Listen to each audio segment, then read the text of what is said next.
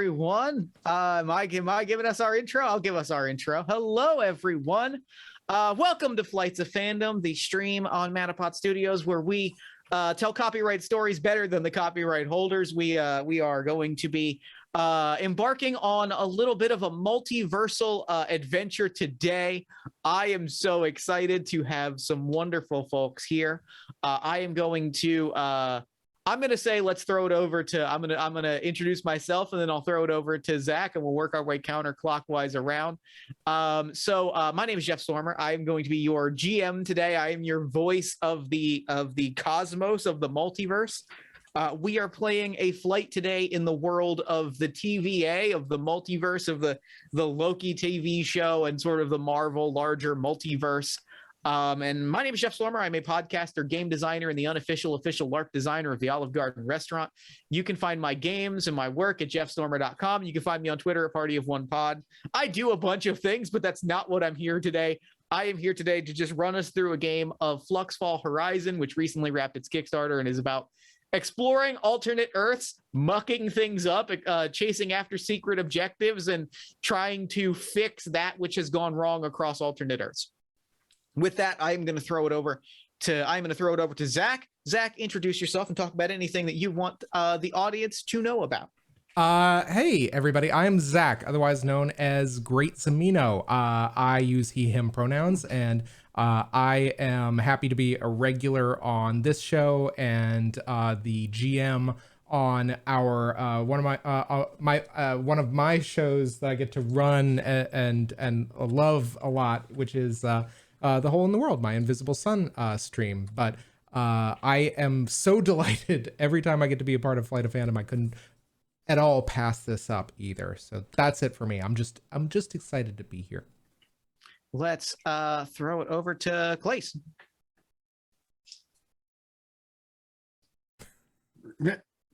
So, all right, there we go. I am Calais. I can be found around the internet either as Calais Reed or Anglophile Slytherin, because Rowling can pry her universe out of my cold dead hands. I try. And yeah, I've been on a couple of these, and I'm super duper hyped to be Loki. This is going to be great. I'm so excited. Let us throw it over to our friend Marissa. Hello, everyone. My name is Marissa. I also go by Critical Kitten here and there on the internet. And I am the reason we are starting so late. So thank you, everyone, for your patience. You can blame the American medical system. You can find me on the aforementioned Invisible Sun stream. That is delightful. We just went on our winter hiatus. So check us out on YouTube, catch up, and we'll be back in February. And apart from that, check me out on Twitter. My handle is below, and I'm in the chat tonight as Critical Kitten. And last but certainly not least, my friend and yours, Hopper. Hello, how are you, my friend? I hope you are doing well. Oh, I'm just disastrous as usual. Hey, what's up? I'm Hopper. I use they, them pronouns, and I can be found in, on, and around the interwebs at Fail Deadly, or occasionally under the Legend Tree. If you're looking for me for my bad hot takes under Fail Deadly, that is with a 3 instead of an E, because I'm a bad person. I'm generally in all up in this stream, as well as also on the Hole in the World actual play with these two lovely people. I'm pointing in random directions because I'm not looking at the screen. I realized I was like I'm doing my intros based on the Zoom call, and then realized immediately afterwards I was like, I don't know where we line up on the stream. The people watching this are just like, why are you hopping from person to person? I'm confused. I mean, you could have just said you're rolling a dice. I've done that before when people wouldn't speak up fast enough. I'm a pro GM and an arborist based out of NYC, and generally just, I'm here to make sure everybody knows that wombats poop cubes.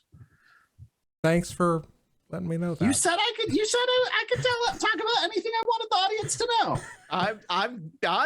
I'm glad you did. Like, I'm genuinely delighted to know that. It just, I'm processing that information in real time. It's because of their intestines, not their buttholes. Fascinating. Now you know. Now I know. I feel like my day I've already had a great day, and I feel like it's just getting better. This is great. Well, all right. With our cast introduced, I will talk a little bit more about the game. Fluxfall Horizon is a powered by the apocalypse game of jumping between alternate Earths.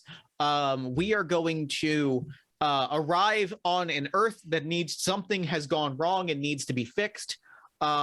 Things are going to go further wrong as the time stream is messed with, and the universe kind of reacts to your weird erroneous presence in a certain space and time. And each of you has a secret objective, something that when you arrive there, you are trying to do that no one else on your team, your crew, your unit knows about. And as you kind of explore, I'm going to present you with a thing, and you're going to, as that thing happens, you're going to kind of further mess with the time stream. You might get vaulted into other alternate universes. The world might get progressively weirder around you, which I'm very, very excited about. Does anybody have any questions before we dive in? How are you today? I'm great. I'm having a great day. Thank you for asking, though. I really appreciate it. Are we gonna light this candle? I think it's time to light this candle and go live. We open on a sweeping shot of 1,000 Earths all swirling around each other at the same time. And slowly they form into a circle, and that circle forms into the face of Miss Minutes, which is a delightful cartoon clock with little like Mickey Mouse gloves and boots. The multiverse is in danger, y'all. Looks like we got to arrange a team of the best and brightest that the sacred timeline has to offer to stop a disastrous event and ensure that the timeline is, well, just about as smooth as butter. And what I want to throw over to each of you, I think as we see this, we see like people milling about the TVA, right? This giant office building, people in suits and ties are going in every which direction. And slowly like TV screens start to pop up. And on each one of these screens, each of your characters is seen somewhere in a space and time. And we'll follow the same direction that I followed for introductions, as I throw over to each of your characters to describe where you are when a cartoon clock appears in front of you and tells you that you have an assignment to protect the sacred timeline, which means that we are going to begin. I believe, unless I am mistaken, I believe we are segueing directly into the 1940s. Zach, tell us where we are in this moment. All right. Okay. So we open, and there are a number of higher ups of the Third Reich cowering behind a heavily fortified door. Central among them and cowering the most, his normally kind of gelled hair, somewhat askew, is Adolf Hitler. Just kind of behind a number of soldiers, speaking fervidly in German, and there is a rhythmic pounding of and thumping against the door of this fortified bunker in which he and Goebbels and a lot of the members of his kind of inner cell are located, along with a number of Hydra officers flanking in every kind of inordinate direction, and they're panically saying anything they can, at which point in the subtitles it says, what was it? How did they breach the defenses this far? This is the last stand. Make ready to do for the Reich. At which point the door falls off of its hinges, and revealing a space of darkness beyond the frame. And you see all of these soldiers open fire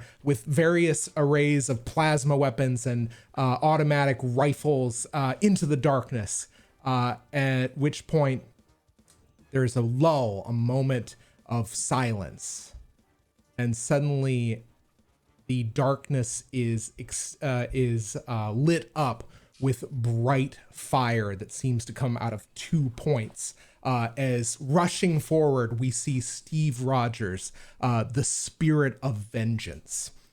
Clutching in his left arm the Captain America shield, which seems to have been seared completely black and charred, but the paint itself kind of chipping away, but the vibranium nowhere near kind of ever getting tarnished. Attached and clipped to it is a long, nasty looking chain that he is wheeling around one hand in a lasso. At which point he kind of throws it forward in a sweeping arc. And it's just a utterly gruesome scene, like mowing down Hydra soldiers. And I think Goebel at one point is just screaming, "No, no!" And then suddenly this chain wraps around his neck and cracks.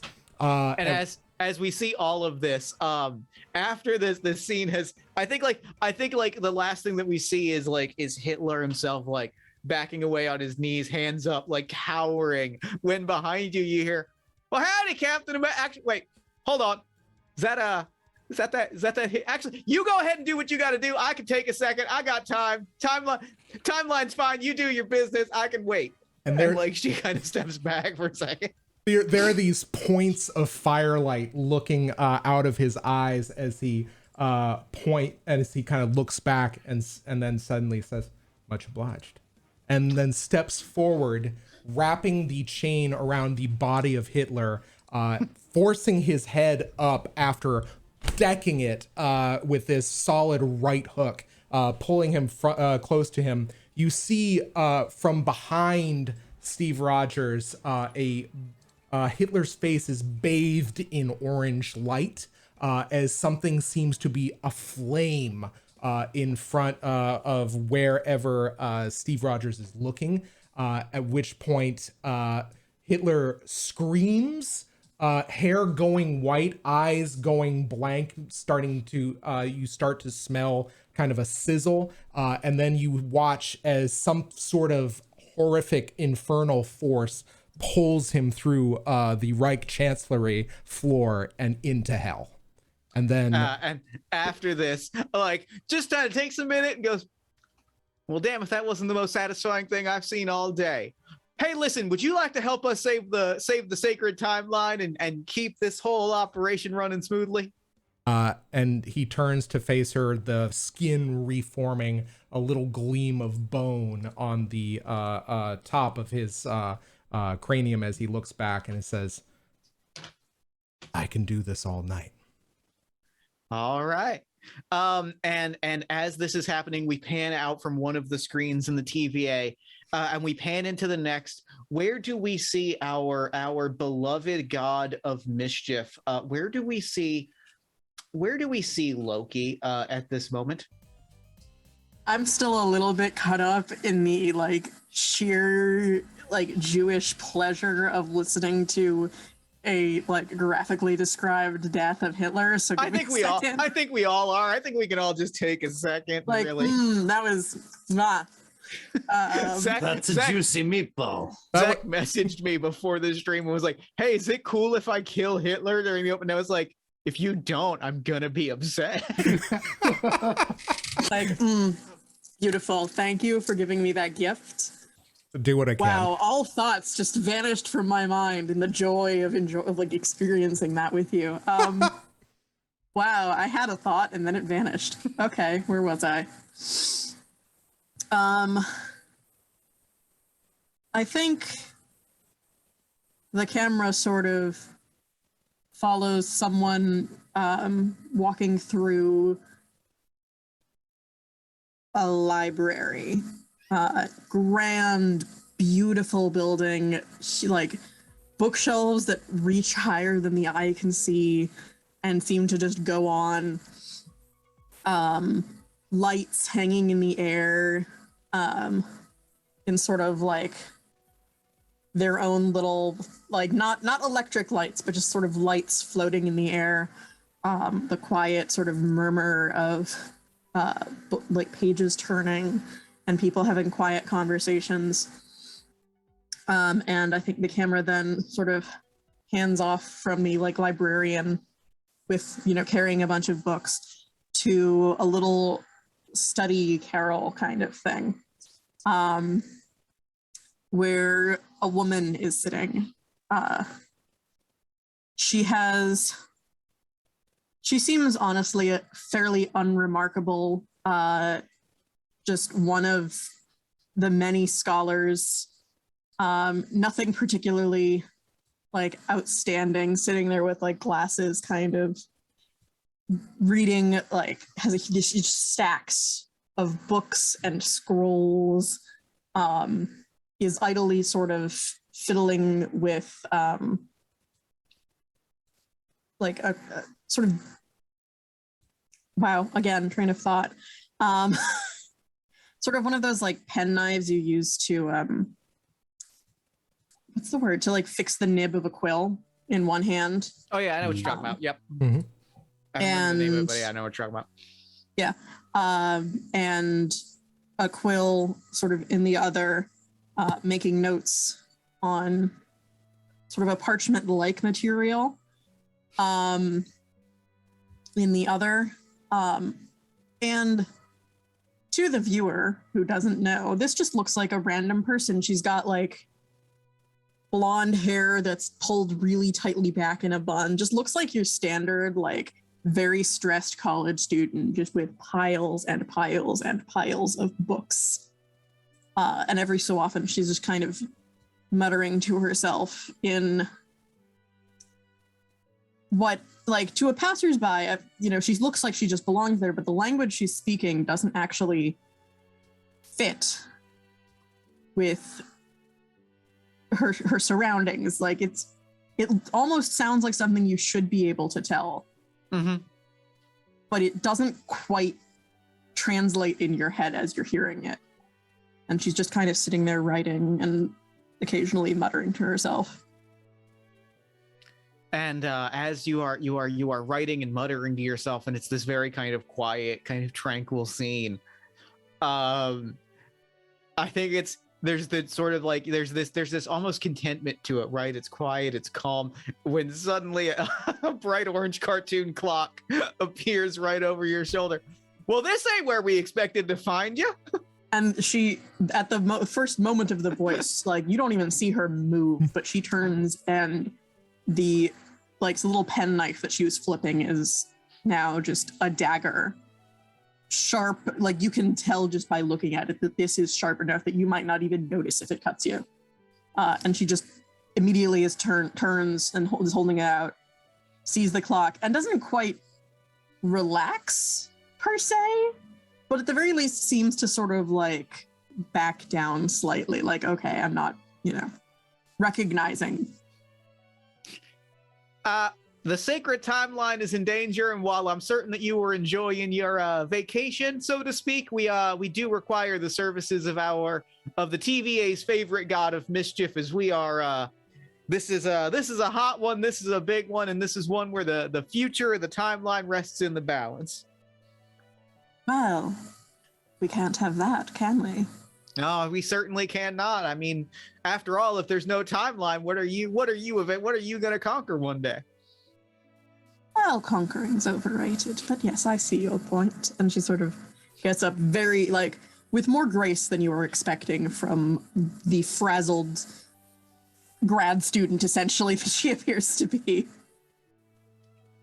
And sort of steps forward, I guess. And I think all it is like Miss Minutes kind of like offers you her arm in a very kind of prim and proper way, and is like, I never get to be fancy like this. Well then, of course, be my guest. And the two of you disappear in an instant, and we flash over to, I think, Marissa, I'm going to save you for last, because I think I want to flash over to a much different picture of where are we, Hopper? We are in a very odd looking location. It seems to be very dark. It is clearly an industrial or scientific building.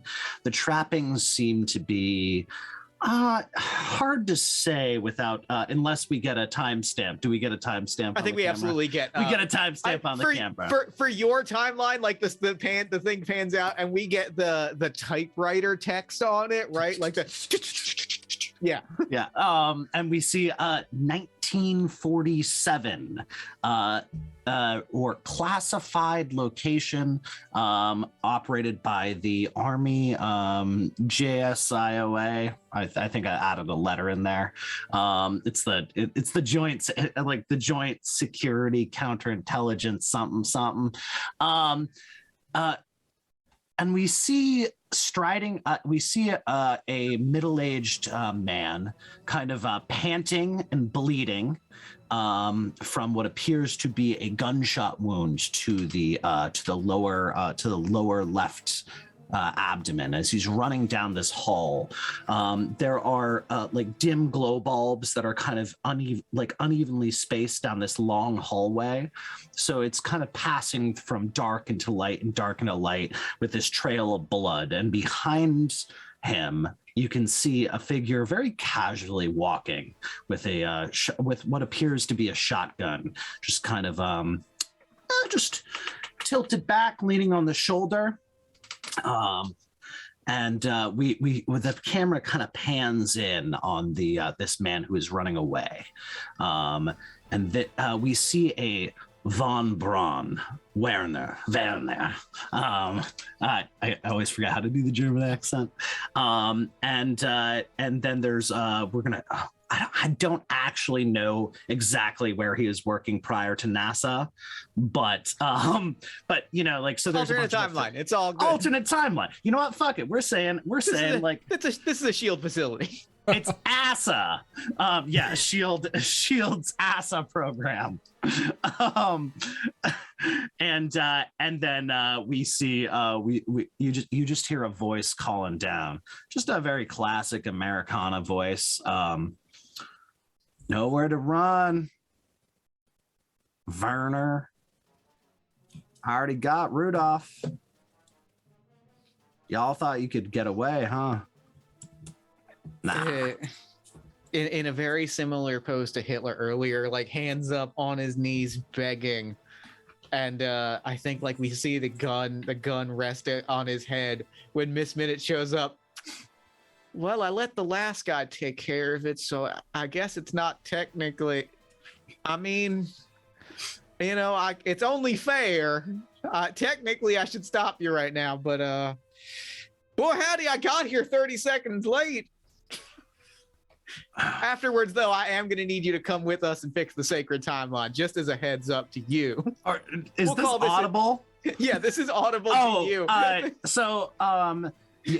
The typewriter script appears again, and we see James Buchanan Barnes across the screen.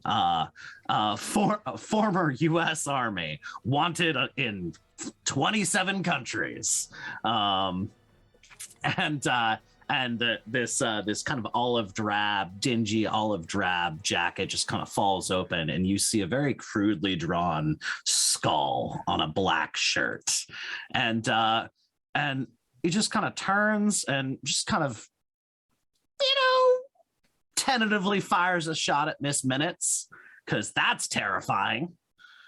The bullet flies like right, like you catch her right between the eyes, but the bullets just like the shells just all fly right through her, and there's kind of a wobble effect. Well, that's not nice. Does it make the like laminated wobble? Oh yeah, noise? yeah. They get the laminated wobble. Like, well, that's not nice. Must be some kind of gas. And just turns around and keeps walking down this hallway, fires off another shot, hits Von Braun's leg, and he just kind of goes down. And just kind of walking up, he just goes, you know, I read a pretty good joke about your rockets, huh?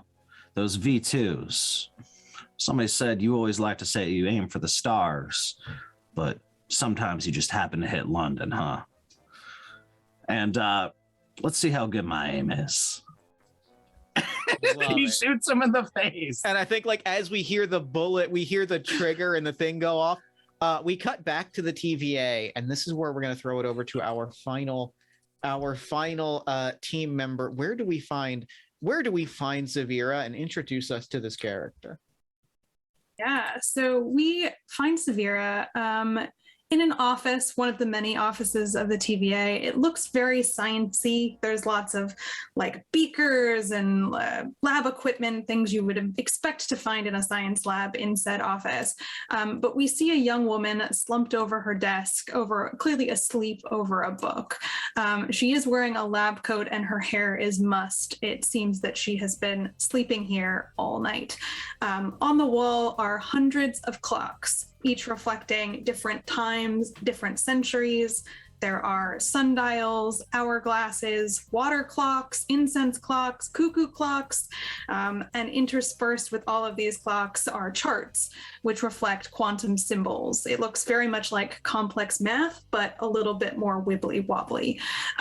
One of the posters, in fact, is changing from moment to moment, reflecting different quantum possibilities of its existence in terms of what it is advertising. In the corner, if you've ever watched a heliotropic plant or a video of a heliotropic plant sped up, the leaves of a big potted bird of paradise are tensing and relaxing toward an unseen sun because there is no light in this room. Also along the wall of this particular office are posters of timekeepers with their big collars and their gold scaly armor with silver deco accents and their glowing yellow eyes. In fact, you see what looks like a cosplay of a timekeeper's uniform thrown over a standing mirror in a corner of the office, complete with a name badge that reads Zavira. All of these clocks that are along the wall begin suddenly ringing, dinging, chiming, chirping all at once as Zavira jolts up before dismissing them with a wave of her hand, instantly quieting them. As she sits up, though, she holds her head. Oh God, I should not have had that once were. Referring to a cocktail, of course, which uses quantology to refill the drink itself, creating different timelines of how much or how little you've had to drink. However, of course, this is the timeline where she had the most to drink. And as she's contemplating her previous poor choices, or lack of luck of the draw, as it were, her eyes widen. Oh no, I'm late. Oh God, I'm late. And she bolts up in a flurry of papers and begins dashing out of the office, presumably towards a science lab where her colleagues await her. And you burst into the lab. There's a little tiny projector. Miss Minutes has like an old click projector and has you arrive just in time. You see James Buchanan Barnes, Punisher of Nazis, in his worn jacket with the crude skull on it. You see Steve Rogers, the Spirit of Vengeance, charge shield, fire in his eyes. You see Loki. Oh, you see Loki, and boy, howdy, are you familiar with Loki and her signature style. You arrive, and Miss Minutes is like, well, you're 14 seconds late, but nobody's perfect. Gang, the four of you are about to save the sacred timeline. I suppose I could give you the 30-second rundown. We're the TVA, the Time Variance Authority. We fix the sacred timeline to ensure that there are no alternate timelines that could mess things up. There are things. There's a sacred timeline. There's an order to all of this. I think that's pretty much it. I don't think I missed anything. So on to the next part, which is how y'all are going to fix this right now. Click, ka-chunk. New slide pops up. And this slide is of a 10-year-old boy in a t-shirt and an Iron Man mask and a little light up repulsor ray. I'm about to send y'all to the year 2010 at an event called the Battle at Stark Expo. You see, it was at this event that a boy named Peter Parker stood up to a hammered drone piloted by a man named Ivan Vanko. This event was crucial for forming one of the most beloved superheroes in the history of the sacred timeline, a man known as Spider-Man. However, unfortunately, it seems like in this particular timeline, there was a second drone that this child stood up to, and Iron Man was not fast enough to eliminate both of them. So it is your job, your objective, click, ka-chunk, ensure the creation of Spider-Man. And she's like, does anybody have, all I'm asking you to do is you're going to get dropped into a thing. There's going to be a bunch of robots around. You're going to see a kid wandering around trying to be a hero. Make sure that none of the drones shoot the child. It's pretty straightforward. I don't think there's a lot else to do it. Blow up some robots. That's kind of why we gathered a couple people that blow things up real good. Yes, Murder Man. You see Bucky Barnes Bucky just kind of go murder man, and then goes has a fair enough moment. What's a drone? Where am I? You're outside of time and space. It's a whole thing. You're gonna get dropped into the distant future. There's gonna be robots. You know what a robot is? It's kind of like, you remember Metropolis? It was a movie that came out a couple years ago. You're gonna see a bunch of those. They're gonna be flying around. Just blow them up when you see them. I don't think there's one that you can shoot down that's a bad thing. Flying? They can fly? Yeah, they can fly, yeah. Hate that. That's not great. Loki, you got a question. Yes, and Loki, after entering the Time Variance Authority, did shift back to her usual form of a woman with long dark hair, dressed all in green armor.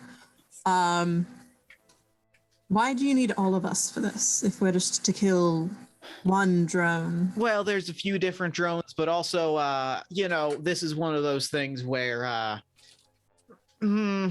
long story short, there's a few pieces of technology that, if any of these drones were to come across a certain, I don't want to say it by name because I don't want to get you all excited, but suffice it to say there are certain cube-shaped objects that may be nearby that are probably best if kept away from the drones. I see it. Yep, I see the look on your face, and I'm just saying no. Loki, look at me. Look at Miss Minutes right now. I'm saying no. You're adorable. I try my best. Long story short, we need to make sure that nobody sees your presence because your role in the world, there are variations of you that are sacred. So we kind of need some people to keep eyes on the scene, which is what Zavira does very well, which is, we need some distractions and misdirections to make sure that Bucky and Steve can do what they do, which is what Loki does really well. The truth be told, there's kind of a role for all of you. Some of your roles is blowing things up, and some of your roles is making sure that nobody sees you blow a thing up. I'm going to sort of lean over to, do I know Zavira? Like, have we met? I think I'll leave that to the two of you, but I think my gut says probably. Yeah, I think so. I mean, I think since Zavira has been like a scientist with the TVA for a while, she's probably seen you come and go at times. And we've probably I recognize your face kind of thing. Yeah. I'll glance to the two. Yeah, I'll glance to the two who I don't recognize and sort of lean forward and do like a stage whisper. In case it's not clear, we aren't the ones that have this sacredness to us. Those are different ones. That's why they're sending us. I think there's this moment where I think Steve looks at all of you and has not raised his hand, has not kind of basically voiced any kind of concern. And then just, I think, looks matter-of-factly at Zavira and Loki, and then kind of glances a little bit too longly at Buck, and then looks Bucky's back. Definitely staring at you, real confused right now. Yeah. There's a lot there. You can see the gears grinding. There's definitely when I look, there's like a grimace, and then kind of turning back, and I just say matter-of-factly, we're kind of hard to miss. Are you sure you're going to be able to do what you need to do to make sure we're not noticed? I think Zavira pipes up, oh yes, of course, we have many protocols in place for this sort of thing. It's a whole profession, And I think as she's railing off this speech about the TVA and all of the specific ways in which they are primed to shield the actions of the TVA from the general public of whatever given timeline they may be in, I think she kind of notices for the first time who these variants are or what particular combinations they are. And she looks between Bucky and Steve and is like, I'm sorry, are you? You're not. Oh, fascinating.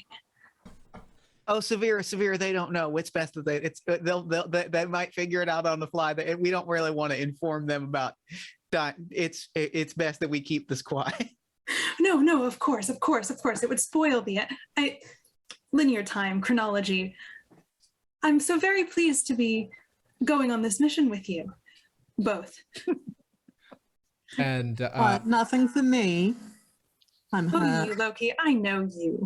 I know it's always going to be a fun time when we're on an adventure with one another. And I think, yeah, I just look, and you are. Oh, me. I don't know who you're looking at. Yeah, honestly, I think I'm gonna start with Loki because Loki piped up. I am Loki of Asgard. I've been called many other names, but those are, I think, the essential ones. I can give you more if you'd like. I have many kennings. And I think if you're looking me in the eyes, just imagine 1,000-yard stare, but it's paying attention to you. Mm-hmm. It's like, I think it just doesn't, it's not clear whether or not it's registering. Your people, some people from Midgard once worshipped me, if that helps. You, though, you look familiar. And But far less polished than the last time I saw you. it's been a long time since the USO tour, if that's what you're asking. Well, last I met you, it had been a long time, but I think you were still on it somewhat. And she sort of, green light just kind of shifts over her, and you see the familiar to the rest of us, star-spangled man with a plan. Mm-hmm. He says, "Truth, justice in the American way. Want to hear about it? I am Captain America." And I think you doing that, it's incredible how stark the difference is. I think where your Captain America is very fresh-faced, like they're honestly, Steve's eyes are sunken into his head. He's pallid, but there's just no less this kind of unnatural strength there. And that leather jacket that he kind of donned post USO to actually go fight the front lines, it seems singed completely around the collar. And he's just, I think there's just this kind of darkness there as he kind of just studies this reflection, but doesn't God say anything. bless America. Again, and Steve doesn't say anything back. Love it. Love it. So he's dead. I don't know what you are, and I definitely don't know what you are. Bucky says, pointing at Marissa. How do I pronounce your name? Zavira. Just think like the word severe, Severe, but with an RA on the end. Severe. Cool. So I'm assuming I'm dead, or at least. Oh, darling, death is much worse. She sort of shifts back to herself. Stone-faced. No, like this is also a whole lot of 1,000-yard stare, but just a lot angrier, a lot less passive.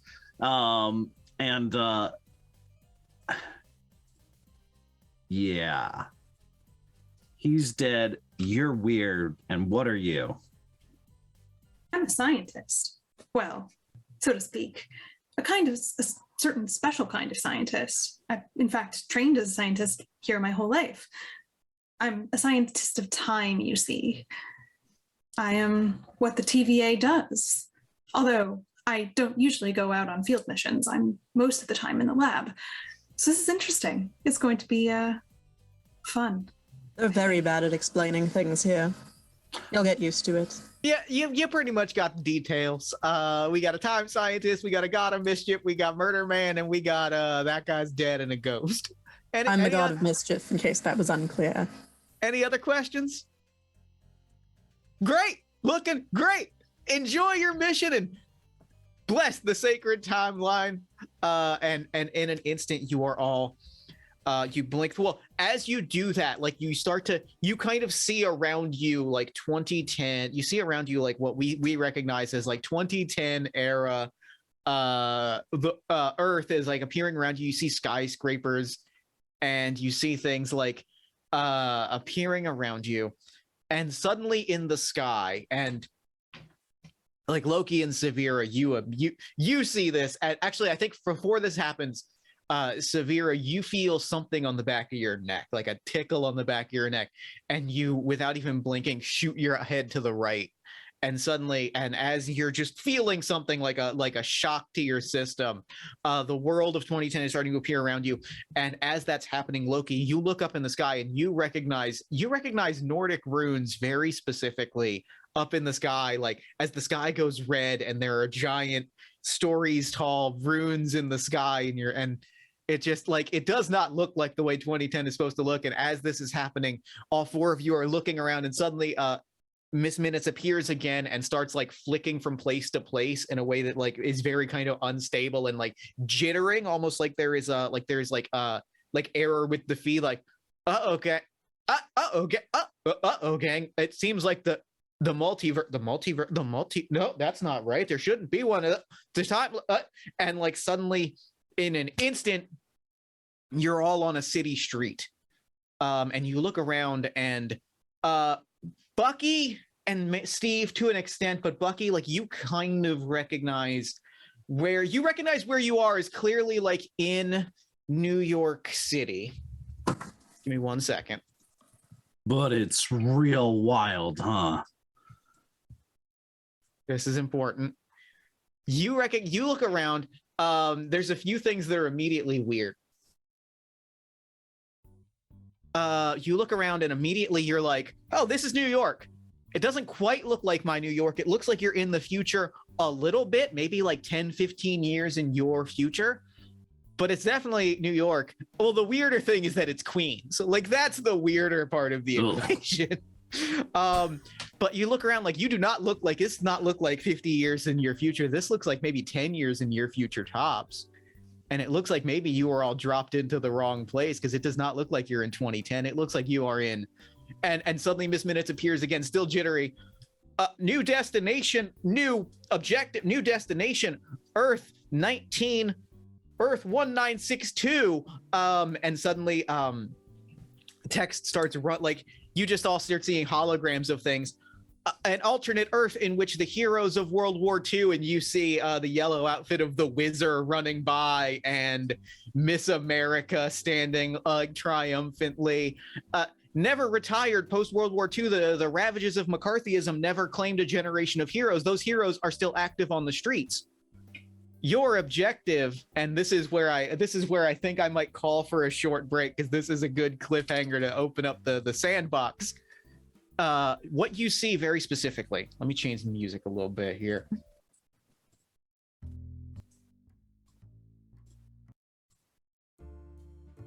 Oh no. What you see very specifically is you are greeted by a very specific vision, which is you see that you're in the 60s. You see this picture of there are superheroes abound, and you see clomping down the road a giant red and yellow robot with a big TV for a head running, and like a little box appears, like Miss Minutes, like a little box appears, Electro, the fighting robot. And Electro and Miss Minutes looks at the screen.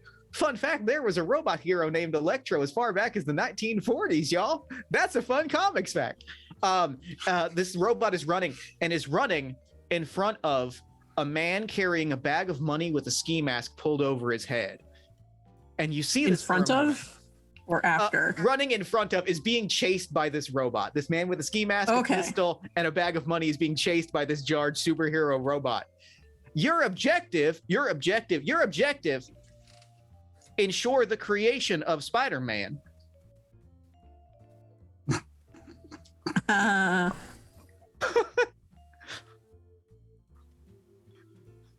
I'm just gonna let everybody's faces sink in for a second, because I was real happy with that cliffhanger.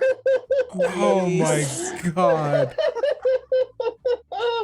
Jeff, you are oh my god. I told everyone specifically what was gonna happen. No, not I said you were going to get a real bad ethical dilemma, and you had to figure out how to address it. I have no problems. Wow. Zach has Cool. problems. Well, now here's Is this courting Miss May? this is Spider-Man's dad. I'm pretty sure this is the guy who kills Uncle Ben. That is exactly right. Yep. Oh, okay. Uh-huh. I wasn't sure how so- far back we were on No, the this is Spider-Man timeline. this is 1962, the year of Spider-Man's first appearance. Oh, This is okay. a man carrying a pistol, except in this timeline, the heroes of the Golden Age are still active, which means there are a host of superheroes, all of whom have delightful Golden Age backstories and little bits of comic lore, which is just a Jeff thing that I'm excited about, are going to be chasing after this man. And you have been confronted with the fact that the thing that you have to make happen is ensure the creation of Spider-Man, which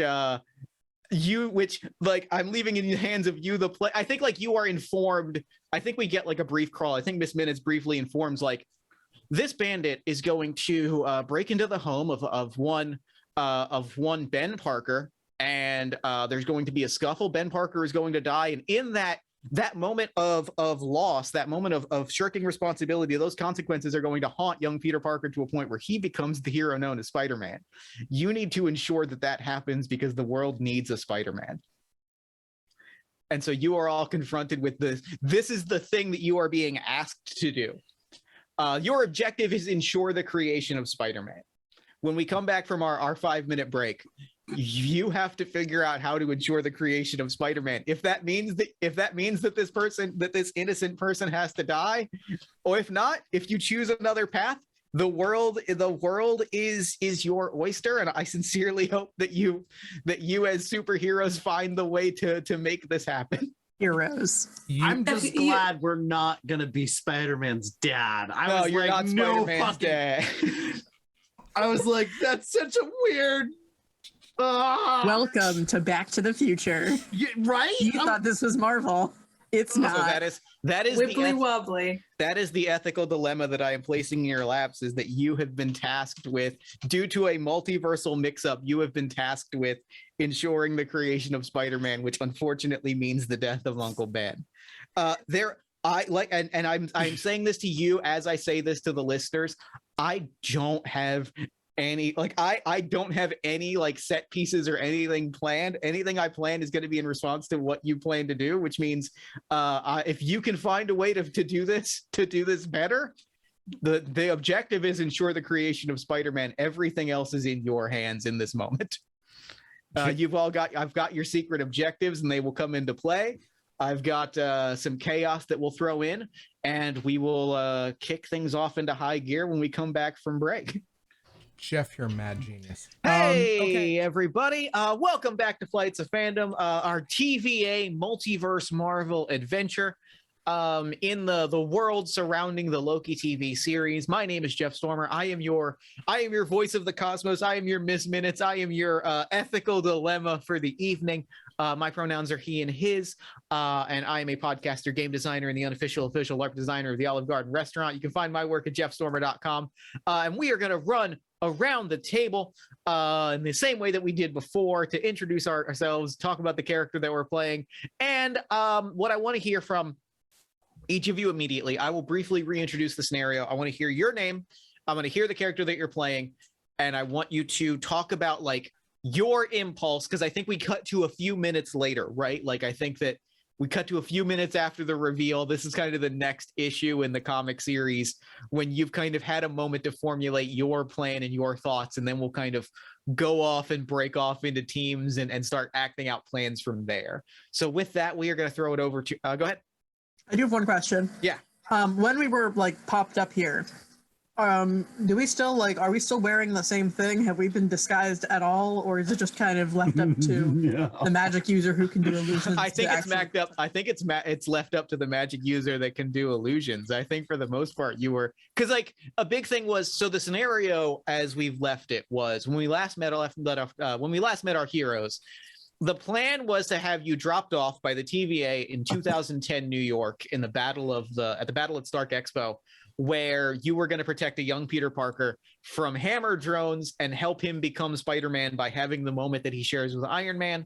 Your objective on this assignment was ensure the creation of Spider-Man. What actually happened as the multiverse opened up around you moments before you were dropped into another place is that you're in 1962, in an alternate 1962 where there are superheroes around. And there is a bank robber that has just robbed a professional wrestling event running down a street in Queens. And your objective remains ensure the creation of Spider-Man. This man is going to, without your intervention, like unless in a perfect world where there wasn't a giant robot named Electro chasing after him, this man would eventually end up at the home of Ben Parker. He would shoot Ben Parker in a struggle. Spider-Man would let this happen, and the guilt over failing his uncle would spur him to become Spider-Man, the hero that we all love and need. That has to happen for at least as the TVA sees it. Mind you, the TVA is a flawed organization. As the TVA sees it, that has to happen for Spider-Man to happen. Each of you has a perspective on this, and I want to hear your character and your risk, your mental thoughts as you've had a moment to kind of process the new objective that has been put in front of you. And to begin, we will throw it over to Steve Rogers, our spirit of vengeance. Absolutely. So I'm Zach, otherwise known as Great Zamino. I use he, him pronouns. I am playing Steve Rogers, this spirit of vengeance. Basically, I think what happens in those kind of like time slowing down, those moments, Steve, I think, sees something play out in his head, and he realizes he needs to beat the robber to the home of Ben Parker and talk to Ben Parker.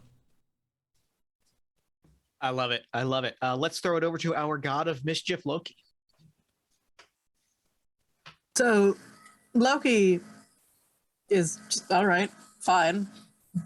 A Midgardian dies, whatever. But Loki also noticing that, I assume, we're getting strange looks from passersby, sort of waves her hand, and everyone, like, sort of green light sort of runs up your body. And if you look at yourself or at each other, everyone's now in period appropriate clothing, essentially. Both Bucky and Steve are like a little bit less grimy. Hopper,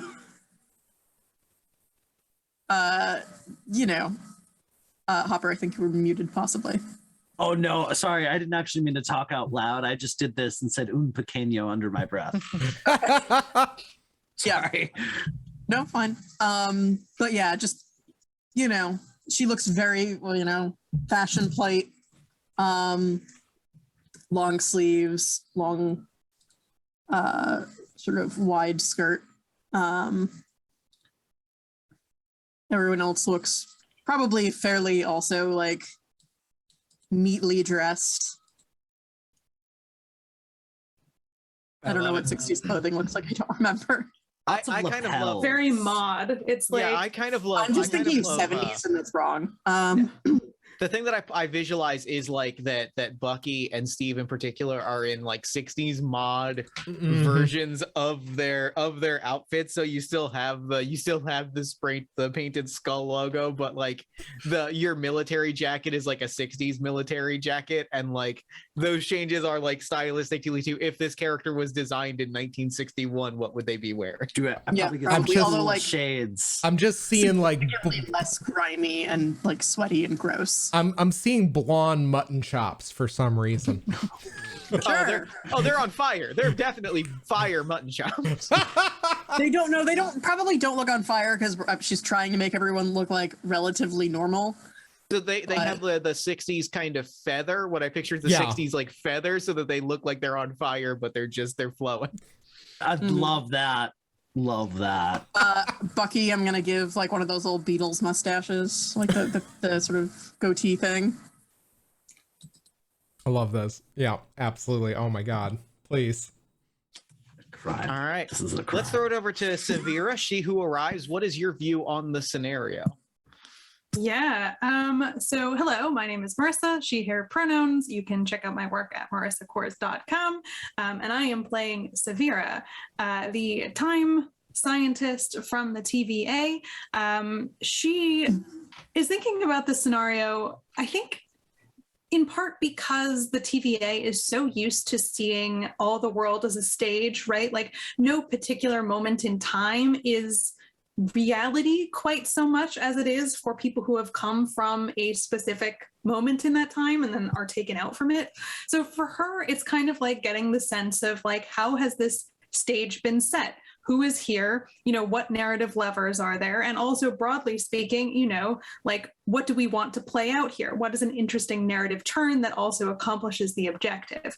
So it's a little bit of a meta sense, I guess, about this moment that they find themselves in, because that is what they pay her to do. Not necessarily the big bucks, but hey. You're getting paid for this? It's the TVA, of course. Yeah. I love it. And last but not least, talk to us about Bucky Barnes, the Punisher of Nazis. Well, Bucky has become much less tolerant of you know, criminals, people who take and hurt others. Over the years, he had a very rough few years after Steve's death. And has gotten a little intense with it. So right now, Buck is just like, see a robber, you shoot him. Love it.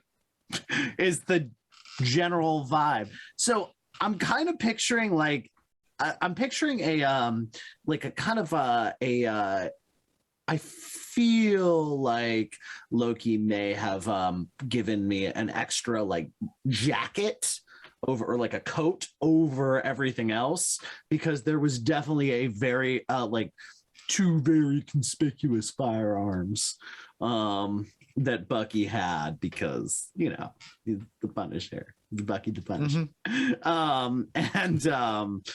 And I think like there's kind of like a reach down to like very Godfather style pull slide this shotgun out on its shoulder sling, though he does seem to be looking at Steve, and I think he's really distracted by even some weird fucked up head trauma delusion of Steve, which is where he's sitting at. Like this is all like one of the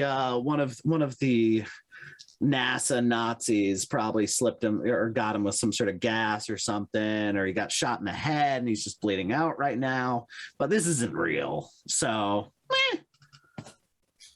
and I love it. yeah Go ahead. No, I was gonna say I'm gonna wait until kind of time jumps in. If that, I'll wait on your count. I would like to say that Loki makes it look like instead of holding a big freaking gun in the middle of the street in Queens, Loki's gonna make it look like you're holding. Like a guitar. Like it looks kind of like you're holding it weird, but it kind of looks like you're just holding a guitar that you had strapped over your shoulder. I'm just gonna shout out to the first, or not the first, but the first of the Thomas Jane Punisher movies with that real intense guitar gun. Sure, I definitely meant that intentionally. Okay, so then with all of that, so here are the scenarios as I see it. Steve and Bucky, like Steve, you've got to get into that house, which means, unfortunately, that means like you have to find a way to like break into that house or find a way into that house to talk to Uncle Ben. Bucky, you're kind of like seeing Steve like process through this. Loki, if your view is you're totally cool with Uncle Ben dying, the immediate problem that you are facing is that the man that is going to kill him is being chased by a giant robot. There is a giant clunky 40s robot like running right behind him with a big TV for a head. If that man is going to pull the trigger, then that man has to survive this robot. And Zavira, what happens, I think, like, actually, I am going to call for an event. You, Zavira, sense something that nobody else does, and I'm trying to, let me pop open the rule. Let me pop open my, now that we're actually starting to get into the rules for a second. I might ask, you feel something immediately. You don't need to roll for this because this is who you are as a character. You feel that something has changed in the air even further than the place that you're in, and you feel normally, you know, you've seen enough timelines, you've seen enough of these like superhero activities where you feel like if one hero is chasing someone, like if there's a giant robot chasing a robber down a street, that's pretty much a contained thing, but you get the sense that something has happened where there's an immediate ticking clock, and you get the sense that there's a lot more bodies coming here now. Like you see flashes of like people moving, and like this robber is suddenly the #1 most wanted on every list, and that suddenly like people are putting on, you get flashes of people putting on masks and gloves and capes and coming to this quiet neighborhood in Queens, and like the clock is ticking, and how you handle that is your immediate challenge. Steve, your immediate challenge is figuring out a way, and Loki, yours is figuring out what to do or not to do about this giant robot. Bucky, yours is figuring out what to do about Steve, and Zavira, yours is figuring out how are you going to keep a bunch of superheroes from storming in here at any given moment. Can I ask a quick question? Hit me. You had mentioned before the break that just before everything went haywire, I saw like Norse runes in the sky. Yeah. Do I know like what they said, what they meant? Can I figure out magic? What the heck happened? Make me a demystify roll, and I'm going to say go ahead and roll me 3d6 and take the 2 highest results because they are specifically Norse runes, and you are a god of Asgard. And also like have studied lots of magic. Yeah. This is magic is your thing. Roll me 3d6, take the 2 highest, and then add your mental stat. Mental, okay. That's not fantastic. That is 7 total. 7 total. You succeed with a complication. Yeah, so actually this is perfect. What you recognize those runes as runes associated with like rituals of reaching beyond reality, right? Reaching beyond, you have traveled between an Earth or two in your time, and as this particular iteration of Loki, you have looked into the past and you have seen what has happened to other Lokis. You have seen what has happened to you in previous cycles of Ragnarok. You have seen the runes that associate with like reaching into another time and place and like tapping into something cosmic and multiversal. Somewhere, someone opened up the floodgates of the multiverse. You don't know who, you don't know where, but you get the sense that what the TVA has been building is falling apart around you, and there is a sea change happening, which means that space and time are much more fickle than they previously were, which is how I'm going to introduce a mechanic from the game. I'm going to introduce the mechanic of the game, which is tinkering with Fluxtech. You have the ability to, I think you probably more than anybody have the ability to kind of start like meddling. If you want to like exert energy into like changing something in your immediate surroundings, like you probably have the ability to do that, which is why I'm going to give you a +1 into tinkering with Fluxtech, which brings your score to a -2. It's still foreign territory, but you can like potentially like reach in and change something. Bring it to a -1. Yes, you're right. Yeah, sorry. Yeah. Your skill goes up by 1, but like suddenly like you feel that things around you are malleable in a way that the world wasn't moments ago. So I don't think this was like a targeted thing. This is just something that's happening. Something big happened. You don't know what. Somebody cracked a seal somewhere, and things are going haywire in a way that is big and ominous and scary.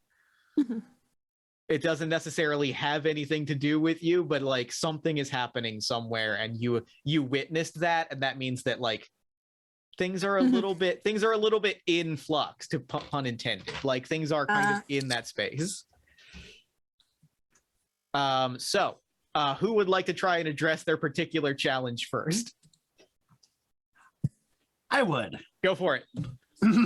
Because my whole challenge is I think I think the camera pans to Bucky, and you just see this kind of almost a little bit checked out, like kind of, you know, like a little bit of the emotion is a little bit fading and it's a little bit slack. Like you see his like jawline like loosening a little bit, and then he's kind of clenching his teeth, but like in kind of more of a comforting way than in a duress kind of way. And he's just kind of looking at Steve and just kind of watching, just taking it all in. Seems to have stopped really worrying about this mission, and I don't know, the god of mischief and whoever the fuck the clock lady is, and is just kind of is waiting for Steve to move. I guess that segues us over to Steve. What's your move here? I think Steve instinctually sees where I think that super soldier serum, those increased enhanced reflexes. I think the first thing that happens is I see the knee joint of this giant robot in motion, and I throw attached to the shield. I throw the shield into the knee joint of the robot while attached to the chain, so I can reel it back and pull it as soon as it connects. It sounds like you're trying to build a weapon in a new kind of way, which I believe is one of your character's abilities and moves. So why not make me that roll? You're going to roll an innovate roll when you attempt to innovate, repair, invent, or construct any kind of non-flux technology. And you have a special ability that supplements that. What is that ability? It is called Improvised Offensive Device. So I use power instead of tech. All right. That's a 7. Okay. This is a success with a complication, and the complication here is going to be that something, I'm going to roll 2d6 here, that something is going to alter the scenario, which is to say that a Fluxfall is going to occur. Ooh. The world that you're in is shifting in some way. Something has occurred to change the earth that we inhabit in this moment. That is a 5 and a 3. I think what it is the result that is on the table is that the world has become, that this area has become domed off. And I think what has happened is Zavira, you feel this immediately, and I might throw this over to you with a question. You feel this immediately, like that ticking clock suddenly has hit 0, and like you feel bodies just like descending. Suddenly, like this entire world feels like it's about 6 square blocks, and you feel like people skulking on rooftops, and you just feel surrounded in this way that like suddenly this world that you're inhabiting feels so much smaller, and it feels like there are all these people who have become, for reasons they can't comprehend, somebody has almost set their eyes on the opposite task of what you are trying to accomplish. Somebody is trying to kill this man with superheroic vengeance in the highest order. Something is unfolding here that is changing reality and time around you. And suddenly there are you, I think Steve, I think all of you kind of see the bodies moving around rooftops and feel a little bit of like that sense of like, oh, we're not alone anymore. And like, but that said, it is a success. So I will briefly say, Steve, tell us what success looks like here, and then I'm going to throw it over to Zavira, who I believe has a power that also comes into play in this moment. I think what happens is the red robot, I think, is reaching out as if almost to grab the collar of this robber and yank him back onto the concrete, except his step hitches and he ends up toppling over as the shield, the vibranium connects, severing the metal connective joint and forcing it to topple over, at which point you just hear the rattle of chains as Steve yanks back and pulls the shield back into his grasp. Sick. I love it. Yeah. So the thing falls down on one knee. It is like still crawling, like it is moving with a super heroic intensity towards this increasingly, who now is like trying to run from you as well, but is starting to realize he's got nowhere to run but forward. As we throw it over to Zavira. Zavira, talk to us about what is happening as the reality is shifting around you.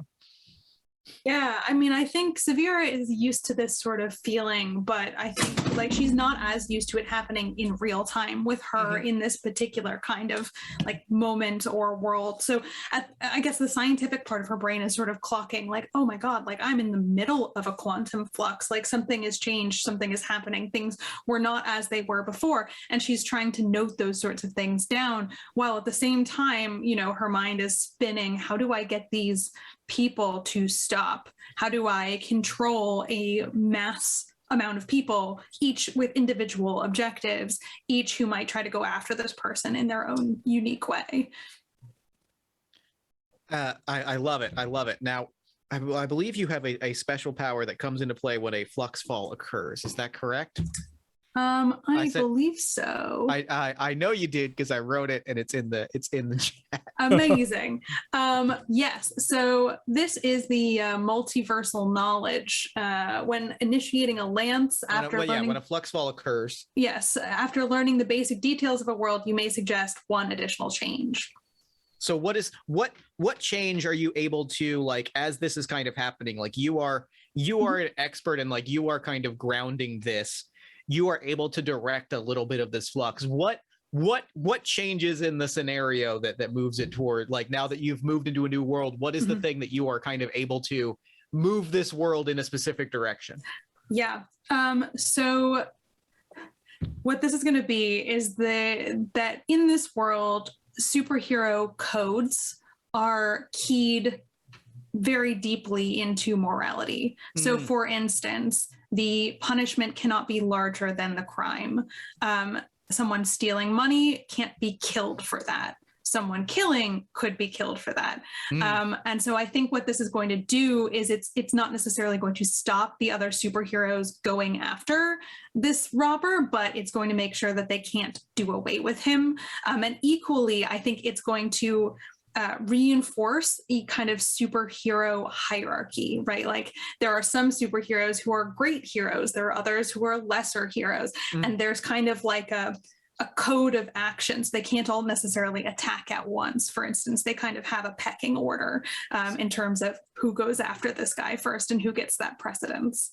I love that. That is phenomenal. So yeah, what happens is Electro, the robot, goes down on one knee and like starts like kind of crawling, but two things kind of happen. One, Steve, you actually recognize this immediately. Bucky, you kind of have like the vaguest notion. A fireball erupts in the sky and starts hurtling towards you, followed by a second smaller fireball. Miss Minutes appears on screen. Did you know the identity of the first Marvel superhero to appear in a Timely Comics book was none other than the earlier iteration of, and then we see that this is not just a fireball, it is a human being that is fully on fire, accompanied by a teen sidekick who is also fully on fire, the Human Torch and Toro. You have attacked a superhero, so they are attempting to disarm you two. You two being you and the guy with the guitar gun. Yeah, I was gonna say, it does not look like a gun right now. It looks like a guitar. Hey Raiders, Messy B20, thanks so much. Welcome to the party. Hello everyone. So that is unfolding, and meanwhile our robber is continuing to run and proceeds to run directly by Loki and Zavira. What are y'all doing in any order? Loki, what are you doing in this moment? No, stop. Don't. I think Loki is kind of seeing that at least the robot seems dealt with, maybe isn't at least like, about to shoot, lasers or something, a la Iron Man, has somewhat discounted him as an immediate threat to anything, and is more kind of just looking up at the Human Torch and sidekick, with like interest, more like sort of like, that's new. But is all, and sort of glances at them and then glances at Zavira, sort of, I'm curious to see what she does, so I'm going to wait, I think, and see, since at the moment the robber is getting away, so like that's fine, whatever. And I'm curious to see what she does, given everything seeming to be weird. I'm gonna try and figure out, like, does she realize what's going on? Zavira, do you describe what you're doing, and then I have actually a complication for Loki based on a previous complication roll, and an opportunity to throw in more nonsense, because I love making it chaotic and kind of forcing difficult decisions. Gotta love more nonsense. Yes. So question for you. Yeah. Where in the kind of superhero hierarchy does Zavira get the sense that the Human Torch is? Like, is the Human Torch one that the other superheroes will let kind of go after this robber as like the first one? Or do I get the sense that they're like a kind of minor player? So you get the sense, actually kind of the opposite. You get the sense of, actually, roll me demystify. Roll me 2d6 plus mental as you kind of suss this out. Can do. That is, let's see. Ooh, that's super high. So that's 11 plus 3. That's 14. Okay, go ahead. So in addition to me answering this question, I will allow you to ask an additional question. I will answer it fully honestly before I introduce Loki's complication. So the answer is kind of the opposite, which is that Human Torch is extremely respected, a big deal. Was one of the invaders, fought Nazis alongside Captain America and Bucky. Like was a big deal. Was very literally the first superhero on the scene even before Captain America appeared in 41. Like so is a big deal, and is here specifically is following the code and not going after this burglar because punishment can't outweigh the crime. I can't set this man on fire. Is going after the two superheroes that it perceives as fighting against another superhero. Like there are villains here trying to injure Electro the robot. Those are their priority. Those are the priority that the Human Torch and Toro are going after. Gotcha. So in that case, I think with that knowledge, Zavira will shout to the other two superheroes who are doing this, Stop. You guys, please. You don't attack the robot anymore. You have to understand the way that the logic has changed in this timeline means that will cause the superheroes to attack you. And I think hearing this, basically, I think Steve just kind of like looks back over his shoulder at Loki and just says, "Can you buy me some time?" And kind of looks expectantly momentarily. I'll wait for. Did you want to give me the complication first before I answer that question? Yes, absolutely. So this is sort of a simultaneous thing as you're doing what you're doing. How do you react as someone that has seen multiple variations of your own past and stared into your abyss and seen all of these past Ragnarok? How do you react when you feel deja vu? Like when you feel the sense that you have been somewhere before? What is that reaction like to you as you do whatever you're doing to buy Steve some time? Okay, so she sort of pauses as it like registers. And there's sort of this moment where she just looks around and glances at everyone, like with not quite not quite panic, but just a second of like almost non-recognition, before her gaze sort of snaps to the two beings approaching on fire in the sky, clearly not friendly. And she's sort of like, all right, dealing with that in a second. We have bigger problems right now. And sort of, there's like, again, like sort of a weird pause before she answers Steve, where it's sort of like, right, I was asked a question. And she grins very widely, and sort of knives just appear in her hands out of nowhere, and she says, gladly. How, do you have a preference of any limits you'd like to set before I get on with it? He doesn't even stop to tell you an answer. He takes off in a fast break. So actually, before I do that, Jeff, what do I know about the Spider-Man of this timeline? Would I need to like contact Miss Minutes if I wanted to know where Uncle Ben is? Yes, yes, you would have to. I'm going to say you would have to give me a demystify roll. Okay. That's mental? Yes. All right. You know kind of the basics. Like, you know that somebody's going to break into this house, shoot a guy, and that's going to lead to a hero named Spider-Man. Okay. Like, you kind of got the 30-second version from a malfunctioning Miss Minutes. So that's a double one. Great. Ask me a question, and I'll tell you why the answer is worse than you could possibly imagine. Okay. What a fucking line. Yeah, okay. I ripped that out of Monster of the Week. I can take no credit for it, but it is the sickest bit of Powered by the Apocalypse design that I've ever read. Oh my god. I will just say, what was it? Miss Minutes, where is Ben Parker right now? You get the pick. So you hear this is a hard move, which is I'm initiating another flux, as like the reality pivots, and you get a pivot that says like, uh-oh, y'all, there seems to be something's wrong. Somebody's doing something. Something's changed. Ben Parker's not in play anymore. And you see a car pull up and two people in extremely finely tailored suits. Bucky, you recognize an early shield pin on their lapels. Targets are now Richard and Mary Parker walking out. And Loki, the feeling that you get in the back of your neck, and Bucky, you see this kind of unfolding, is that like from a shadow, wearing a very different outfit. This is a different iteration of someone.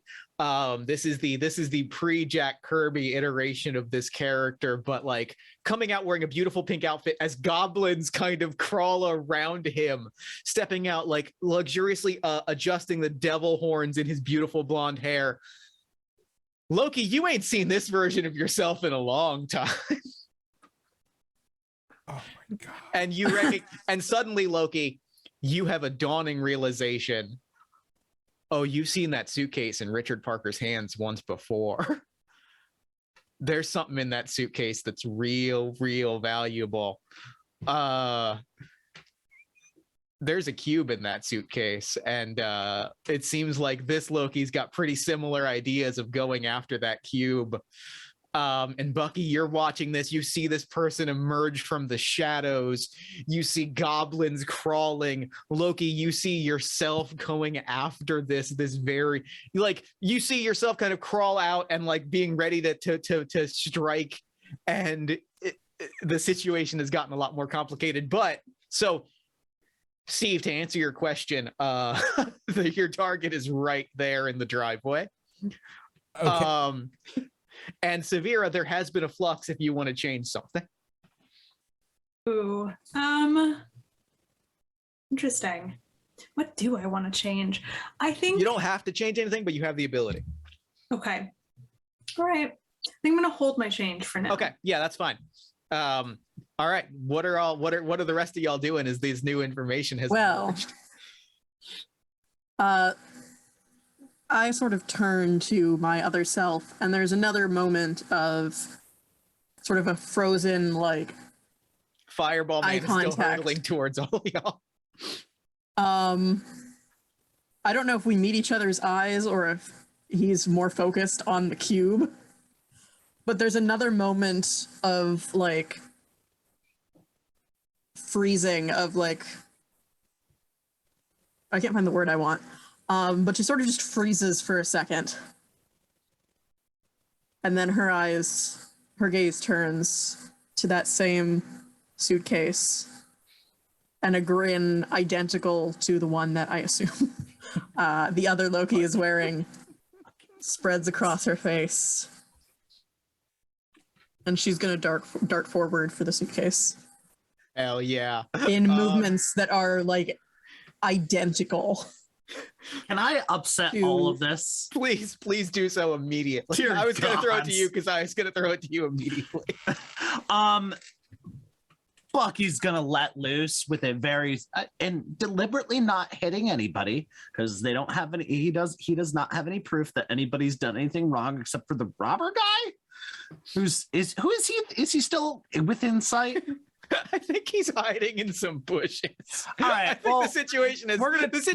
Has like He's suddenly become irrelevant. Well, he's still in it, but like he's clearly like the situation has escalated, and he's like backing around. He is having a pan. On principle, I'm going to take that back. Only one person's gonna get hurt here. So fun little bit. It's trivia time with Hopper. There was a very fun thing that happened in the World War II Pacific Theater where Marines experiencing some issues with both supply chains and being underpowered, and the sheer attrition rate of planes in the Pacific Theater had a ton of 30 caliber aircraft mounted machine guns that just happened to be around. And through some very useful engineering and jury rigging, there's a pretty famous, they made like 6 or 7 of them. They took aircraft mounted machine guns and made them man portable. Guess what my guitar is? Yes. So Bucky is just kind of like over this. I think like Steve's doing stuff, whatever weird lady with the horns thing is going on. Don't care. And robber guy's the only obvious target, but I think so. You just see a spray of gunfire just rips right into those bushes, and then kind of tracks its way up until he's just sitting there, basically holding the trigger down, just firing into the air, just kind of being like, hey, let's all pay attention to me for a second. I add one thing that I forgot to say. Yeah, please. Yes. When Loki turns to go after the cube, mirroring the duplicate, her form sort of like shudders almost. Like it's different from the way, you've at least seen her do like glamours. And you saw when she turned into Steve, it's a little different. It's like less smooth. And it's sort of like, with this weird like patchwork almost, instead of the smooth light, her form shifts, and now she is in fact identical to the other Loki, only with fewer goblins. I hate that so much. Hate that for you. I adore it. I'm all about Anyways, I'd like to murder the robber and then make a big fucking scene. Go for it. Give me that's so that is a you are diving into danger, you are confronting or taking on serious risk. Give me unless you have a special ability that you want to use here, give me a plus power roll. Yes. Yet. And that is that's gonna be 2d6 plus my modifier. Yeah, plus power. It's not great. It's 6 plus 2, which is 8. So you pretty much effortlessly run down this robber. Like he does not. He's like he kind of makes a sprint towards the Parkers, going to try and steal their car, and you just spray the hell out of him like as he is close. and like you as he kind of collapses, there's this brief moment where Miss Minutes pops up. Well, that's not good. I'd like to shoot a couple rounds at her too, just for good measure. I said that's not nice when you do that. And I think now that you have killed violent forces on the table, and there is a fireball headed towards you immediately. Can I use a special ability now? Please. I don't think y'all are gonna like it. Oh no. What aren't we going to like? Oh, disaster child. Oh, Yes. Yeah. No. What's up? This is all a delusion. I don't care. Whatever. I'm dying anyways. It's fine. So once per scene, I can just go ahead and describe how I eliminate a target with deadly accuracy. Yep. You're the Punisher. That's what you do. What's up? I think I'm about to. And Hopper loves this. Bucky is going to feel so bad when he finds out that this is real. Yeah, we're gonna go ahead and take down one of those heroes. Thank you. Oh no. So you light up the Human Torch. Yeah, Explodes with wires and cables. The robotic body shorts out and a robot body falls forward. You have killed one of the most famous heroes. Steve, I have to ask you this. You knew the Human Torch. What's your reaction in this moment? And then I want to Well, the Human Torch is still alive, right? No. I thought you killed Not the this robot. one. Not this one. No. I thought you killed the robot. Oh, are you No, killing the the the Human Torch is whoever the fireball that's the Human coming Torch at is me a robot. I should specify the Human Torch Oh, is in okay. fact, I missed that part. yeah, Go that on. was the reveal that the flames burnt out and a robot Uh-huh. kind of falled forward. So the Human Torch is dead. Steve, you knew the Human Torch like as a person, you served together in the war. What is your response to this? I think that there are just flashes of these moments where we kind of exchanged like smiles while storming bunkers and like jumping from planes and finding ourselves behind enemy territory and just kind of like this sense of camaraderie that I think probably because of Flux almost feels like a little bit dreamlike between this like reality and the other. And then like that is not quite how it happened, but I remember it happening that way. But I also remember how he looked at me when I came back from making a deal with Mephisto, and I start remembering all the people that kind of left me behind, but how important it was to keep the mission in mind. So I am going to just kind of crack my vertebra, grit my teeth, raise my shield in a defensive posture, and move as close to the Parkers as I can. And as soon as I see that shield pin, I just look at Ben, not Ben Parker, the father, Richard Parker, and I say, "You know who I am, right?" And sure enough, he stands there for a second. Wait. Yeah. Did you say their names are Richard and Susan? Richard and Mary. It's Richard and Mary Parker. Yeah, I caught that too. Richard Pease everything and reading. I probably said Susan because I heard Rich. It's no, you might have said that. I just didn't remember. I remembered Richard, and then I went, wait a second. We have the Human Torch and a guy who's a scientist. Continue, carry on. Sorry. I think I don't think you need to roll for this because you have the shield. I think that immediately like the hand kind of goes up. Richard and Mary kind of both throw up their hands. You see that they both have shield pins and they both kind of throw up their hands and they're like, "What do you need us to do, Cap?"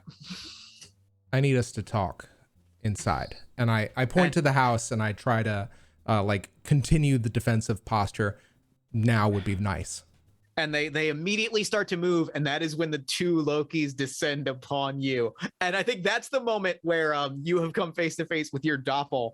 That is the moment, Loki, where the two of you are just like, there's like a freeze that just like there's a little bit of the like hands up mirror thing of like, oh wait, no, but you.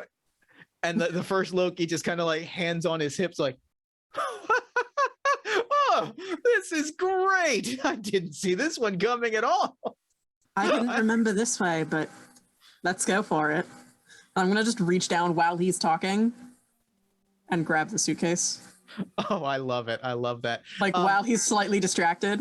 Give me a 2d6 plus movement roll, as this is, I think, stealth or subterfuge, and you are trying to outpace. I am Myself. going. Yeah, you're trying to outpace yourself. So you're trying to best your doppel. So 2d6 plus your movement stat. Ooh, that's pretty good. That would be 9 total. Great. On a 7 to 9, this is a success with a complication. What happens is you grab the. So you're able to grab it. You're able to best. You are able to best. You're able to best your doppel, but you're not necessarily able to best everyone on the scene. Like you're able to get past the other Loki, who like kind of takes a step back and is like the goblins kind of like jump and like kind of like two little ones kind of land on his shoulders, and he puts up a hand. He's like, well, no, hold on, the better person won. Let's see how she plays this out, and kind of just sits back. Although again, for the record, currently looks identical. Oh yeah. And the voice like, identical, everything like 100%. Clearly just like, you know what? Let's see how they handle this one. And like the goblins are kind of like, but meanwhile, like you realize it's still firmly in the hand of Richard Parker, who is not let go of the suitcase and is like, I'm sorry. I'm guessing you look identical. I'm guessing you're Loki or some Loki. I can't let this object go. This is of utmost national security. Oh, you poor little man. You have no idea what that is. National security? Oh, you have no idea what's coming. You let me take this. And well, it might save the universe. I'm going to ask you for a persuade roll, and then I kind of want to see what Zavira is doing as you roll. Persuade is mental? Yeah. I don't think if any of my abilities would be useful here, but I don't think so. I think your one special ability, you could probably leverage it in some way.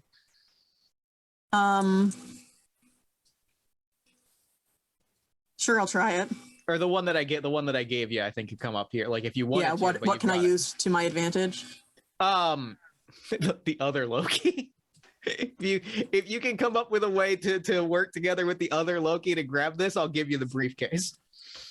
I'm gonna glance at my double. So I remember this Loki remembers or has seen many, at least, of the previous Ragnarok cycles or previous existences. And I guess this one is one of them. Do I know this Loki? I assume has not met Thanos. Has not had that pleasure. Not yet. Not for many years. Uh-huh. Has been the thing that the thing that you learn has been banished to hell. Has not met was banished to hell and has broken out specifically to try and steal the cosmic cube out of this briefcase. Do I remember if I know about Thanos? This one certainly doesn't. Okay.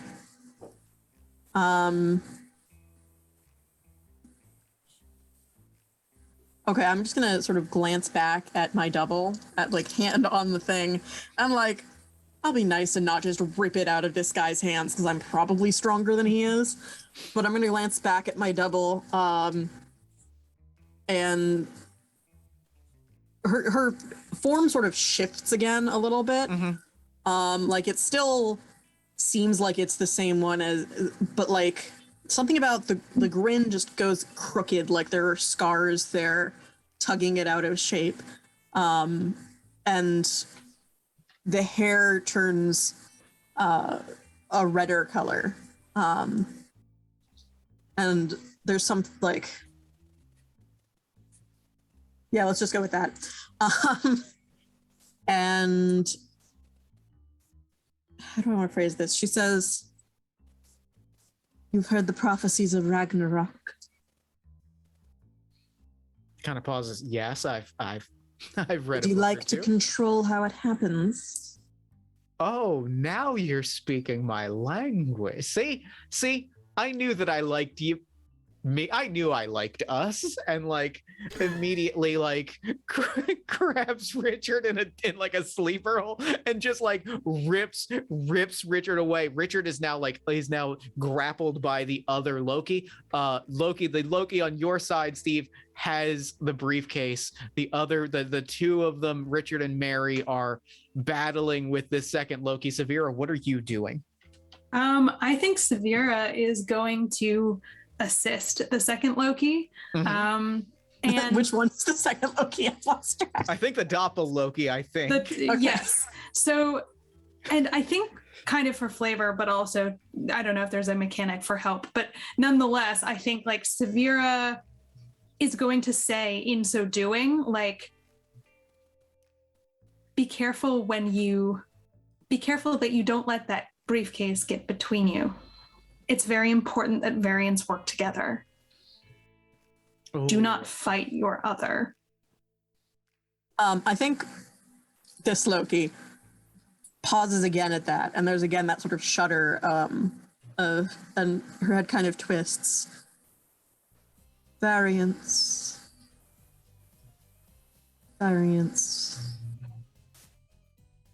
And the eyes kind of clear, and her form shifts back to the feminine one she generally uses. Still a little bit off, like the grin is still crooked with scars. The hair is a bit wilder. The armor is like slightly different, looks slightly different back in the armor. But she seems a little bit more with it now. Yes, right. TVA mission. Yes. And then kind of glances down at the briefcase and says, or glances down at the briefcase, glances up at her double again and says, if you have a chance to fall off the Bifrost, don't. And then we'll just kind of dart out of reach of whoever. Zavira looks strangely pleased that you've shared knowledge with your double. And Loki like stands for a second, is like, what kind of fool would fall off the Bifrost? That's something I'm ever gonna have to worry about. Give me that briefcase and I'm gonna control all of time and space. Oh, no. You've misunderstood. First of all, that's not what this, I assume this is the Tesseract cube. Mm-hmm. Yeah, 100%. First off, that's not what this does. Second off, there are far more important things to worry about. If I may interject. Please. With punctuating that is a shield into the throat of the Loki holding Richard. Excellent. Roll me a Boo! you can roll me plus power, and we'll call it either dive into danger or innovate. Okay. That one was a 9. 9, perfect. Success with a complication. What it happens is Loki, you see Loki just go tumbling. Shield straight to the face. Richard goes free, grabs the so you have the briefcase. Richard, I think so I think the complication I'm gonna throw out is Loki goes tumbling backwards. You've got the briefcase, and Steve, you see this. There is a kid, there is a young man, I guess in his late teens, early 20s, in a homemade wrestling, like what you've seen as superhero costumes before. This is clearly one that he made in his bedroom, and clearly one that he made for wrestling, right? Like it's a lucha outfit. Because you've seen the wrestling shows. You were in New York in the 30s. You've probably been to a show or two at the Garden. Uh-huh. He was part of the USO. Comes running. You see running, booking it in this like carrying his mask in his hand. you've only got a moment or two before this kid gets here and realizes that everything is fine, and thus has no obligation to take on the role of Spider-Man. At which point, I don't know that everything's fine. I feel like that's a bit of an exaggeration. Fair. Yeah. There Do I get a is a second? blown up. There is a blown up robot. Do I get a second before? Yeah, I want to hear. Loki I is want to hear what going- Steve. I want to hear what Steve does, and then I want to hear what you do. Okay. okay. I think seeing that, as like out of the corner of my eye, I turn, and as I turn, my face burns away, leaving only the skull flaming up, so that he does not see who it is.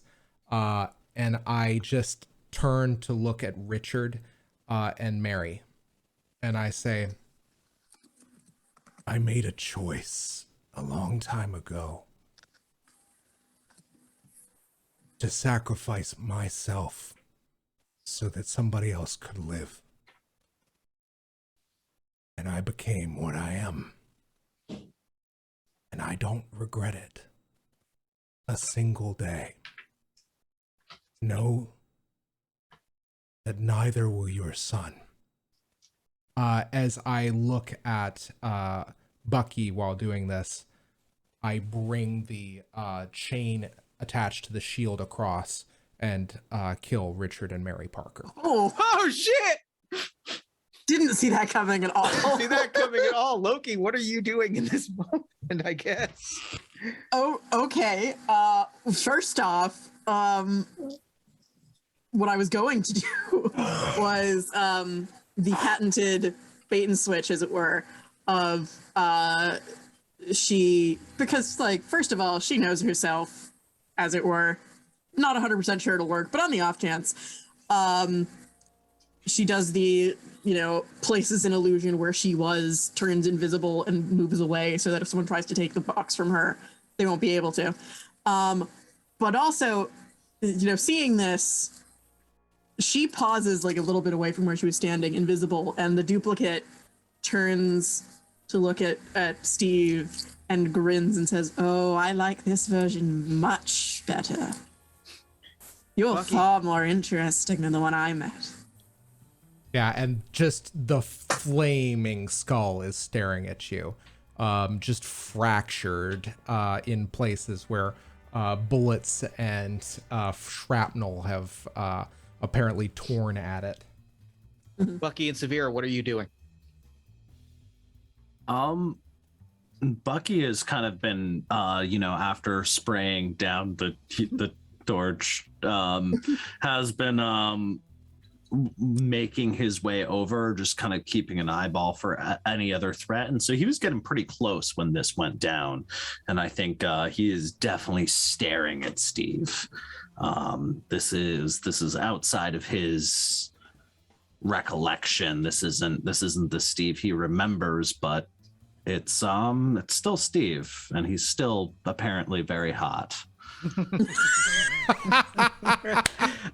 Zavira, what are you doing? And then I'm going to throw a curveball at you, a last second curveball, one final challenge before we wrap up.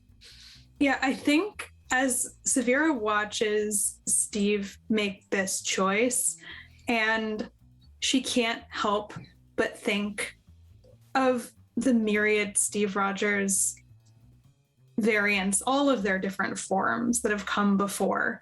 And I think for the first time, she struggles to reconcile this one with the other variants of Captain America she's seen. It seems like there's been something of a fracture. I love it. And the final thing that happens, you see this young man drop to his knees and kind of see that this monster of a man has struck down his parents.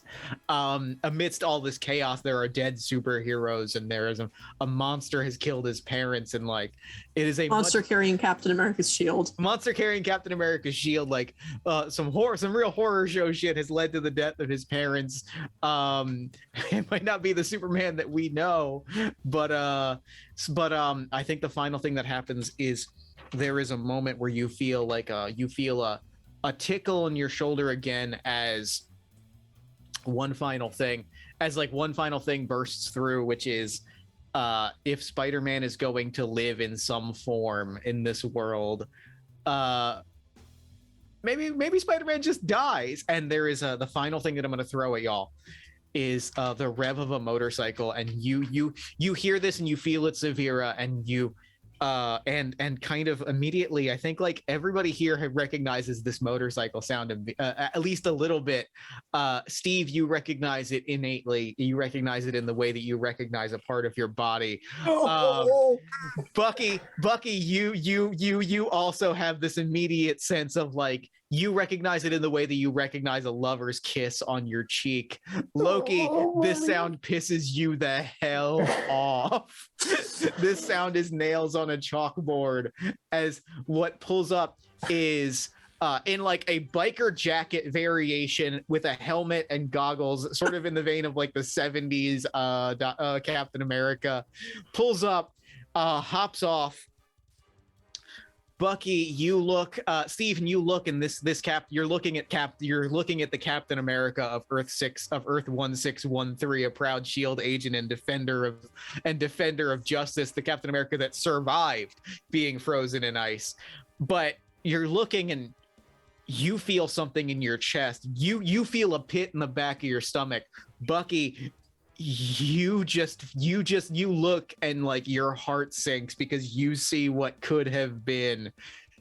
This is the Captain America of Earth 1962. This is James Buchanan Barnes, Captain America, riding up on the motorcycle of his ex-lover who died in the ice and has carried on that legacy for 20 years as a proud agent of S.H.I.E.L.D. I'm dead now. Hopper's dead. Oh no. You mentioned drama and pain? Yes, this is a place for drama and pain. And I kind of want to leave that on a cliffhanger, if I'm being honest. That feels like a hell of a closing note of like, you accomplished the mission. Several of you accomplished secret objectives. One of you was very close to accomplishing a secret objective, and the doppel that you would have to face is the worst possible thing in the world. That's fucked up, Jeff. That's fucked up. It's really fucked up. I wasn't coming here. I wasn't coming on the stream to fucking play. You think this is a game to me? I stream on this network. A motherfucker's gonna stream, okay? All right, listen. Do you think this is a joke? I want to see where it goes, but that's just because I want to keep playing. I need to know. You can't. What? Fuck. Just if my body could make dial-up noises right now. That felt like that. It felt like the thing is like I had to kind of end it there because I don't feel like anything I could do could capstone that moment better. Holy like, I can't follow that beat. I recognize when I have swung outside of my weight class. Oh no. I don't know what the problem is. I have the Tesseract and I'm invisible. So this is going great to be you. I really hate that this is not going great for me or for Bucky or Steve. Loki's got the fucking Tesseract and little confused about which timeline she's in at the moment, but she's got the Tesseract. Also, so that's good. There's something super ominous. Just, yes, sure, Serva. Yeah, okay. This is fine. I love it. Now, can we briefly run through what everybody's secret objective was and whether or not you succeeded at it? Because I know at least 2 of you did. I don't know if the other 2 did. I want to know, Bucky, I do have to know what your immediate reaction is when you see yourself hop off with the shield. I think this is I think there's like kind of a you just see an absolutely shocked look. I think this is the most emotion that he's shown since initially seeing Steve, and just doesn't like that. I don't think he likes this. I think this is a shock, but this is like it's almost like if you think of like in his timeline, Steve died. He couldn't save Steve, and he nobody else ever got that serum. Like here, it's a dark timeline, and then he ended up hunting Nazis that the U.S. government were protecting, like, and to see himself wearing Steve's trappings like a weird skin suit and fighting for the U.S. government is just not great. Good. All right, let's talk through secret objectives, because two of the minimum were accomplished, and one of them, hearing that monologue, was 90% of the way to accomplished. Zach, what was your secret objective? Mine was to punish a guilty soul, and I don't think I accomplished it, because I don't think of Richard and Mary as guilty souls. I don't think you did. I think you made a hard choice. I will tell you this. I made a hard choice, and if it might even count that I think that Steve punished himself, because he was I think he was just too optimistic that he could make this work out neatly, and kind of like have them accept that this was what was needed for the best, for the greater good, and then just realize that he needed to become a monster to realize it. Dick, I'm willing to call that a successful secret objective. Calais. Loki's secret objective was to figure out how to go between timelines the way that the TVA seems to. I don't think she really accomplished it, because the Tesseract lets you travel space, not time. That's fair. I forgot that it's not the time stone. That was on me. And the time stone also, I think, only lets you go back and forward, right? It doesn't let you go between. I don't think it lets you go between timelines. Now with both of them, maybe. I think the implication is that with both of them, like, because like there's additive properties, the more of them you get. Yeah, I suppose what's his face does use the time stone to see multiple possible futures, but I don't know if he can. Well, in the what if thing, he explicitly uses it to alter time. I mean, I suppose they use it to alter time, and that's how the whole Loki TV show even happens. Not that I'm bitter about who's getting punished. Anyway, so yeah, I don't think. Although I don't think you did. I that's partially because I got the stones mixed up. I should have gone with the other one I was thinking of, which was help another Loki break free of the whole fate thing, which I kind of did. I'm willing to give you that, because you stumbled into your other objective, and it worked out kind of flawlessly. Hopper, what was your secret objective? Mine, I did not accomplish. I don't think. You were on the cusp of, like, if we had played through for another 10, 20 if we had another 10 minutes, I think I would have accomplished mine maybe twice over. Like, my secret objective was to kill or capture a doppelganger. Yeah, that we would have seen that play out in the next. That was about to go down like, the second you see yourself wearing Steve's clothes and fighting for the government that you spent the last like 5 years running from, angry at, I think we would have seen that objective come Spider-Man pointing meme. Spider-Man pointing. Oh God! Oh no! Is that where this is going? It's just a bunch of Bucky's pointing at each I mean, that's other. kind of what Loki and I did, but yeah, It is kind of. Hey! Don't point at me. And Zavira. Yeah, so this one takes a little explaining, but I think so. So the secret objective, Zavira's secret objective, which is so secret that she doesn't know that she has this objective at all, is to prevent a multiverse war, and in so doing, resist He Who Remains and or variant Kang's objectives, which I think in her attempts to get the two Loki variants to cooperate and share knowledge rather than fight each other for the Tesseract briefcase, I think that achieves it. Because so the thing about He Who Remains, right, is that like he's all about preserving, like by dividing the two Lokis in Loki, it's preserving Kang's supremacy. Like even if he's not the supreme, one, as it were, it opens the way for variants, and the Lokis are apart. They have different objectives. They, are not working together. When ultimately the 31st century scientist, upon whom all of these variants are based was about discovering these other realities, and then ultimately that led to a period of knowledge sharing and cooperation. And so her objective is to try to prevent multiverse war by having variants cooperate and work together to achieve objectives instead of fight one another. That's so I great. think so far, yeah, we're doing good. I don't know how much longer that's going to last, given what just happened. Well, and the other thing that was happening behind the scenes, because like I knew your objective and was kind of leaning into it, was Kang the Conqueror was like actively arranging the multiverse to arrange for a scenario in which Spider-Man didn't happen, which is why suddenly you were closed off, and why suddenly superheroes were storming you, and all these things were happening. So you were able to kind of keep that at bay, and like that was kind of the secret villain of this, was the person kind of reaching in and going, no, this thing that has to happen is not going to happen, and I'm going to change X, Y, and Z so that Spider-Man never comes about. Which is why ultimately Captain America pulls up, sees this horrible thing happen, and is about to pull a gun on all of you.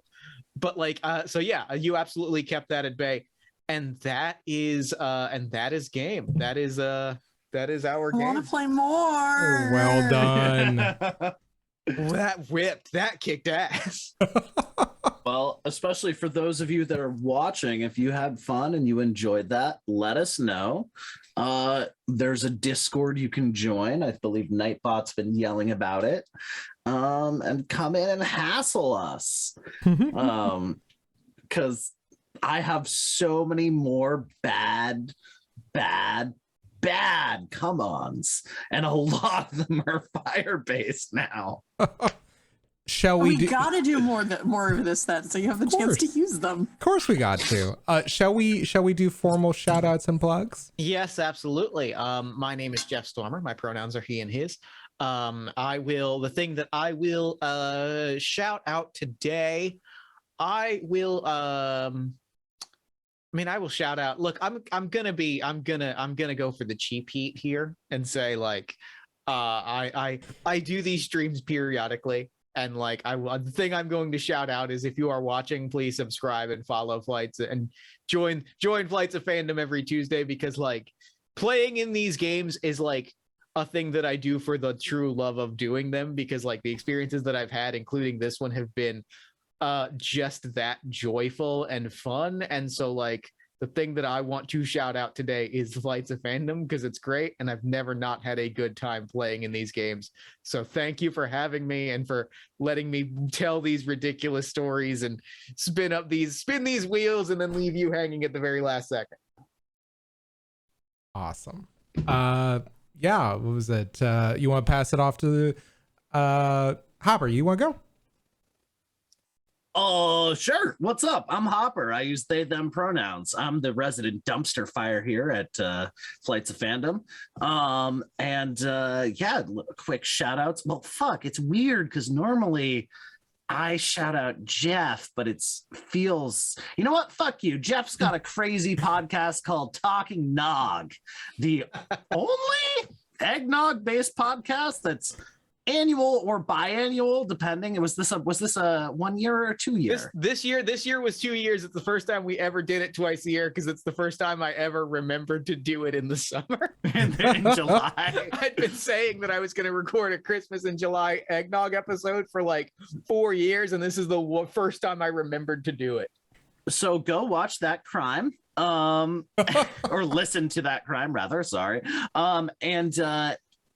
I really need to know, did Hidden Valley ever get back to you? No comment. Ooh, That's an upsetting answer. No would have been fine. No comment. Ranch Nog. Anyways, so you should totally check that out, and a bunch of the other amazing stuff he does. It's so good. And I don't know, in general, be gay, do crime. Be gay, do crime. Be gay to crime. Calais, you want to do one? Sure. I will plug The City Without End. It's an actual play D&D podcast. I am not part of it, but I have friends who are, and it's super cool, and y'all should check it out. Available wherever you get your podcasts. And also, don't forget to check out the other Manapot shows, including Happy Hour, which I am occasionally on, and the other ones. I totally know what all of them are, for sure. All those memorable, heartwarming series. Yeah, there's Flights of Fandom, Hole in the world. Happy Hour, Hole in the Sky. I think we've got a hole in the sky. High in the Sky, I don't know, something like that. Well, you know what they say, when the human torch is blowing up in the sky like a big pizza pie, that's amore. All right, I'm gonna leave. So y'all have a good night. I use she/her. I think I forgot to say that. I am Calais. I use she/her. Marissa, you and I, let's do them real quick. Marissa, you. Yeah. All right. Hi, I'm Marissa. I go by Critical Kitten most places on the internet. You can find my work at marissacores.com. Things to shout out today. Avalon Society released and published into the world. What is Avalon Society, you might ask? It is a Pent to Good Society game by Story Brewers Role-Playing. Well, so back up. Good Society, the base game by Stories Brewers Role-Playing, is a Jane Austen role-playing game where you get to do such cool things as write letters to each other in an epistolary phase and, do general Austinian hijinks and shenanigans. A Pent to Good Society game is effectively an expansion to that base game written by fans, creators, people who want to build on that system and make it something cool and something different. In this case, it's Avalon Society, which is a King Arthur Legends expansion for Good Society about courtly love and intrigue and conflict between passion and duty. You get to play as knights and lords and ladies and possibly even changelings and sorcerers. Spoiler, that's really cool. You get to pull swords out of stones, hang out with the Lady of the Lake, have philosophical debates with the questing beast, whatever you might want to do. It's all there in Good Society, in Avalon Society, the Pen to Good Society game. And so if that sounds interesting to you, I will put a link in the chat, which will tell you more about it. Go check it out. It's amazing. Awesome.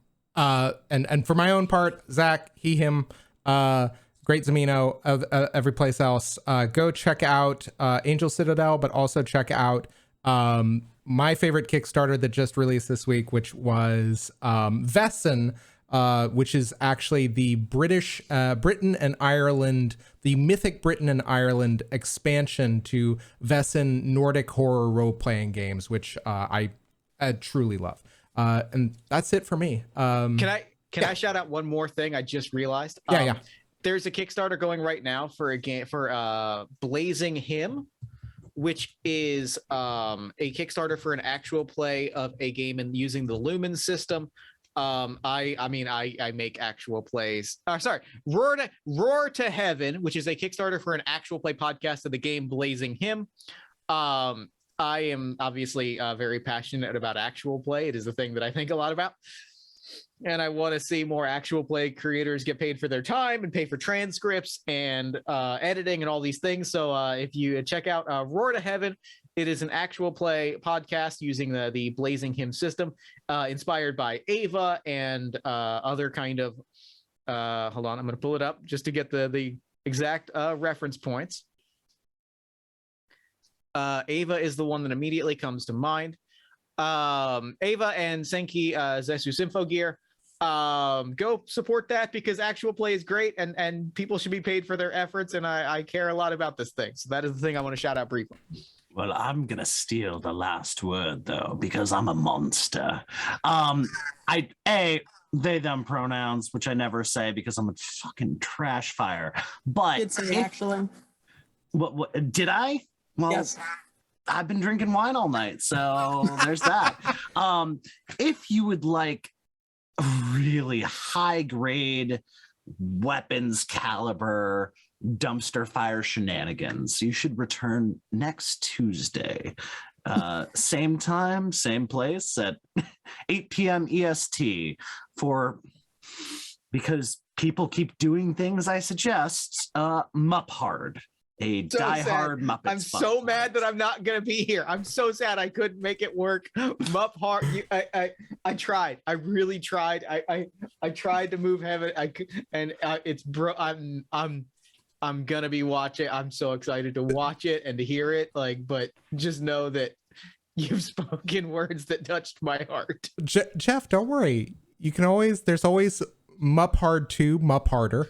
Oh, of course. Or Mupp Hard 3. What was it? Live Free or Mupp Hard? No, that's 4. That's 4. That'd be Mupp Hard with a Vengeance, or as it should be called, Mupp Hard with a. Oh, with a felt? I don't know. Mupp Hard with a hand up. Mupp Hard with a hand up a blank, and then that's the end of the title. Also, Mupp Hard once more with felting. There it is. Oh no! Then we go completely off the rails. Mupp Hard 5, the Mupp Cracker, and the universes collide into one big Muppverse. It's where we do that, but then it's the McLean Muppets at a theater for Christmas Eve. Mupp Cracker, it all comes together, and then somebody's gonna kill me. Somebody's gonna murder me to stop this from happening. I'm gonna get yoinked out of this timeline if I keep going. But anyways, if you'd like to see some of that, you should come back next Tuesday. Kill it with fire. All right, everybody have a thought it was good. It was very good. I'm just teasing. Everybody have a great night. Thanks so much for joining us. Stick around for the raid. Bye now. Bye, everybody.